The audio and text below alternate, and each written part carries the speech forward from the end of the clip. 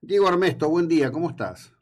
Hola, José Luis, ¿cómo andás? Bien, Bien, muy gracias bien. por llamarme. No, por favor, gracias por acompañarnos para ilustrarnos sobre estos temas.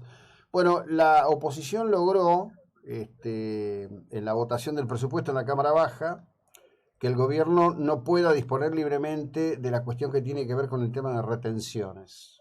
Sí, ¿Esto significa que debería dejar de haber retenciones o que las que están establecidas continúan? ¿Cuál es mira, a ver, yo tengo una postura mía que algunos ya me pueden salir a cruzar, pero yo tengo una idea.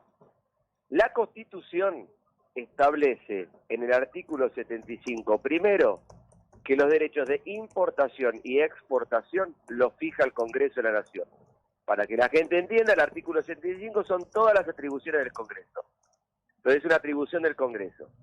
El artículo 755 del Código Aduanero, que dice que el Ejecutivo fija las retenciones, es el Código Aduanero de Jorge Rafael Videla del 81, Mm. donde el Congreso de la Nación no funcionaba. A partir de allí se hizo una interpretación que hay una delegación impropia del legislativo al ejecutivo para que éste pueda fijar la retención. En el día de ayer, antes de ayer, perdón, en el Congreso de la Nación, bueno, y ayer también, varios diputados, al momento de debatir el artículo 95, que fijaba una prórroga para establecer las retenciones, que fíjate qué extraño que es, porque esa extensión o ese plazo que le ponían para que el Ejecutivo pueda seguir poniendo, que llegaba hasta el 31 del 12 del 23, de mi punto de vista se había caído el 31 del 12 del 21. ¿Por qué? Porque es el artículo 52 de la Ley de Solidaridad Social, es la declaración de emergencia conforme al artículo 76, delegación de facultades del Congreso al Ejecutivo, por una declaración de emergencia del año 2019, que es la ley que el presidente Fernández utilizó para hacer todos los decretos de la pandemia.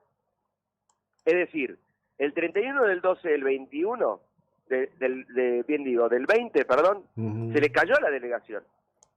Ahí había tope fijado. Lo que vos tenías en el 52 eran topes a las retenciones. Yo interpreto que, caído a la delegación, dejás de poder fijar retenciones.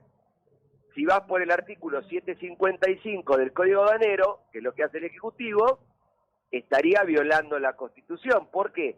Porque la Corte Suprema de Justicia, en el fallo Camoranese Patagónica, estableció que la facultad de determinar las retenciones, derechos de importación y derechos de exportación, es del Congreso.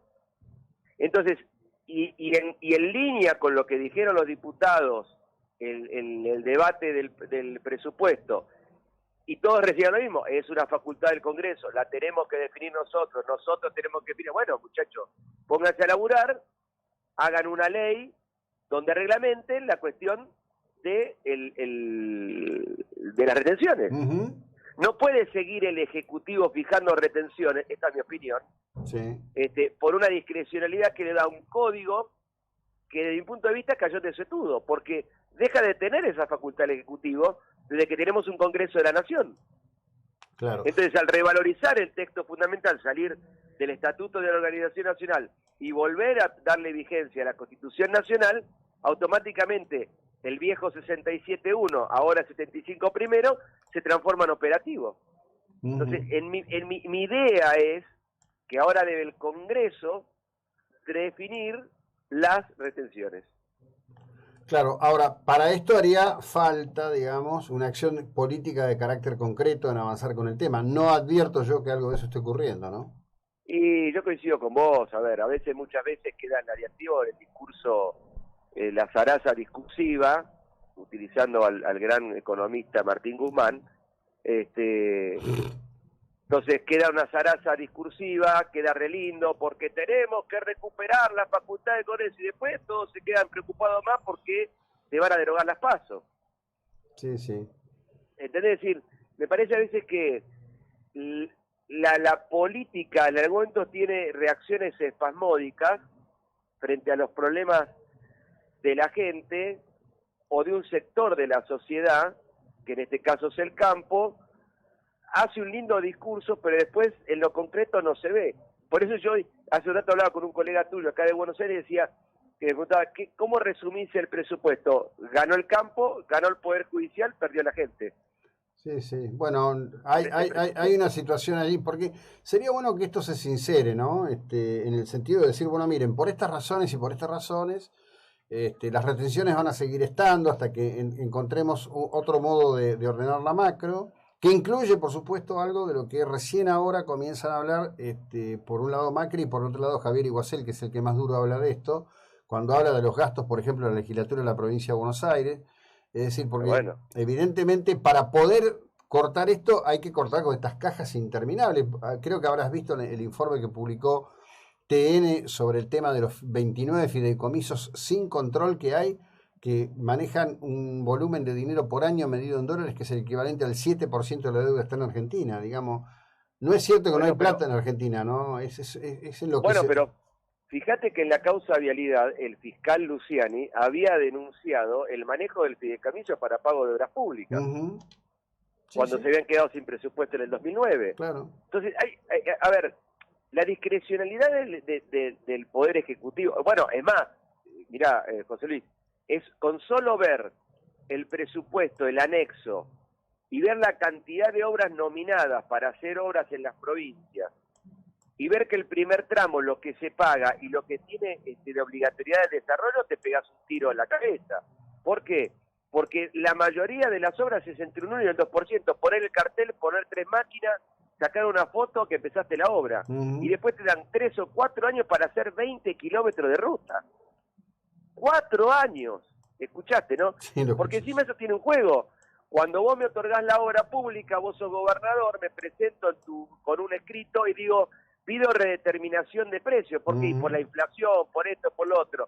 Entonces, automáticamente, el valor que vos estás aprobando en el presupuesto se va a incrementar con esa redeterminación y en un año lo único que te piden es el 1% de la obra desarrollada. Es decir, lo que te dije, el cartel, mover un poco la tierra y poner 3 máquinas. Entonces, para hacer 20 kilómetros de ruta. Entonces, me parece que hay un circuito en la Argentina. Me parece que es una falta de respeto en 20 horas legislar. Y vos metiste el dedo en algo que es interesante. Empecemos a revisar los consejos deliberantes y la legislatura. Sí, sin ninguna duda. Sin ninguna... Voy a agarrar la de la provincia de Buenos Aires porque creo que la que todos conocemos, que es No, no, bastante no. compleja, ¿no? Pero bueno, calculo que también. Yo he recorrido provincias donde las legislaturas, yo creo que son más grandes que el Louvre el Louvre de París. Claro, pero ahí... Y hay legislaturas que vos te quedás duro, te dejo lo que estás mirando. Pero Ujú. bueno, Bueno, pero a ver, el modelo es este. Nosotros tenemos un modelo impositivo concentrado en el consumo, en el cual, vaya verdad de perogrullo, los que menos tienen son los que más pagan. Hablamos de la exacto. proporcionalidad, ¿no? Bueno, perfecto. Todo eso va a una acumulación de recursos de los ciudadanos en manos del Estado. Después se redistribuye. ¿Cómo se redistribuye? Por coparticipación a las llamadas provincias pobres, que en realidad son provincias empobrecidas y saqueadas. De pobres no deberían tener nada. ¿A dónde va la mayor parte de ese dinero? A la nomenclatura de cada provincia que se traduce en... Es decir, por ejemplo, ¿cuál es la lógica de que Jujuy, Catamarca, Santiago del Estero, Formosa tengan Corte Suprema? ¿Por qué no hay una Corte Suprema regional? Digo, ¿por qué no hay una Por- legislatura regional? Porque y todo... porque eso se corresponde con nuestro sistema con nuestra forma de Estado federal y Está, sistema republicano. Es decir, ahí bueno, ya tenía un problema de arranque con el artículo 1 de la Constitución. Es decir, tenía que reformar la Constitución. ¿Y bueno, por qué? Porque por artículo 1.5 vos tenés que preservar la autonomía de las provincias y en esa autonomía, que son preexistentes a la nación las provincias, ujú. ellos tenían formado un poder judicial, un poder legislativo, un poder ejecutivo. Lo que tenés que analizar es, a ver, ¿por qué se desvirtuó el sistema? Yo creo que pasa por ahí. Porque fíjate cómo decía, cuando vos girás fondos a las provincias, mayormente eso a plata termina siendo gasto corriente para pagar sueldos. Sí, sí. ¿Por qué? Porque el municipio gasta, porque el municipio coparticipa de la provincia coparticipa del orden federal, la plata que ingresa en definitiva se trasluce, en vez de en obras, se trasluce en pagar sueldos. Entonces, acá está el tema, es decir, ¿por qué? Porque tampoco, y bien lo dijiste vos, la carga impositiva que hay en este país no te permite ni abrir un kiosquito, José Luis. Bueno, Porque sabés que te matan. Mirá, a ver, uno igual era por mí mismo y está mal, ¿no? Pero uno cuando pasa de su vida de monotributista responsable inscripto, se encuentra que la vida es peor de lo que uno pensaba. totalmente. Es decir, cuando vos todo lo que facturás es 35 más 21, 35 más 21, terminás diciendo, pará, estoy laburando para el Estado. Sí, sí. Es decir, vos fíjate qué cosa extraña que pasa, ¿no? Es decir, termina el Estado casi llevándose tu 56% de lo que vos ganaste. Entonces, bueno, pero eso, para los que, como Gershunov, en su libro, son de esa visión, estaría genial si el servicio de seguridad funcionase, si la escuela pública fuese la escuela, si ir al hospital público fuese la solución, digo, pero además pagás todo doble o triple. Bueno, claro, porque tenés un problema. Mirá, ayer con mi señora estábamos hablando que viene una cantante importante acá a Lomas de Zamora, ¿no? Entonces en un momento ella dice, es gratis, y al rato se corrige y me dice, no es gratis. Claro, no es gratis. No, ¿qué va a ser gratis? Nada es gratis. La gente no entiende que nada es gratis. Todo se paga, el artista ese hay que pagarlo. Y fíjate algo, justo te metiste con el tema de los hospitales y la salud. Yo estaba escuchando a la mía esto del aumento de la prepaga, que la vicepresidenta se horroriza porque está defendiendo a la clase media porque le están aumentando la prepaga. Ahora, ¿cuál es la salida si vos te quedás sin prepaga? El hospital público. El hospital público, automáticamente, esto es algo que le digo siempre a mis alumnos, Estado pobre, salud pobre, Estado pobre, educación pobre. Cuando vos lees el Pacto Internacional de Derechos Civiles, Sociales y Culturales, que tiene jerarquía constitucional, te dice, la salud o la educación va a ser conforme a los recursos del Estado.